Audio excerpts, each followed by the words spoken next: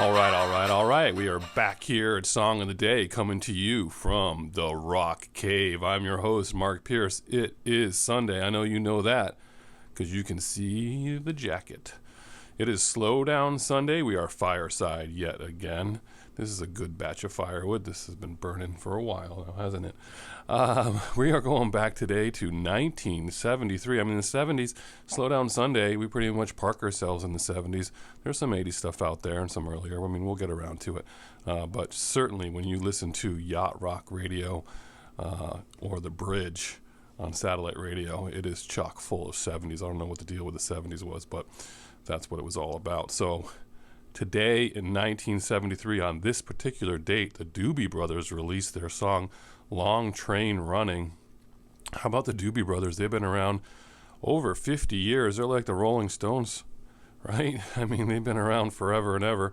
Lots of lineup changes over the years, but when you got founding members, Tom Johnson on vocals, Patrick Simmons on vocals, both guitar players, Michael McDonald vocals, keyboard. Michael McDonald, of course, successful solo career. We will forgive him for Yamo Be There because I keep forgetting was worth the wait for that. Longtime member John McPhee. Also lots of touring musicians. That's where a lot of people come in and out throughout the band. But Bill Payne, one of the touring musicians, was a founding member of Little Feat. Remember Little Feat? Anyway, they turned out a lot of songs, didn't they? 75, Tom Johnson was on vocals, and then he left the band, and Michael McDonald took over vocals and turned them more into a soul type easygoing music, if you remember that. But early on, I read that their biggest following in Northern California, they're from San Jose, California, their biggest following was the Hells Angels. So that's kind of interesting, and I think their first album cover kind of reflects that as far as that's concerned with the album cover. So that was a nice little tidbit we had there. So Doobie Brothers, I did not get into the Doobie Brothers until really the last 10 years or so. I mean, I didn't. It's not like I would change the channel, but I didn't necessarily buy the Doobie Brothers greatest hits or anything. I know some people were really into them pretty early, but it took me a while to come around to that. And now I love the music. I mean, it's great. So they've got some great songs out there, right? Listen to the music. This song, China Grove, classic.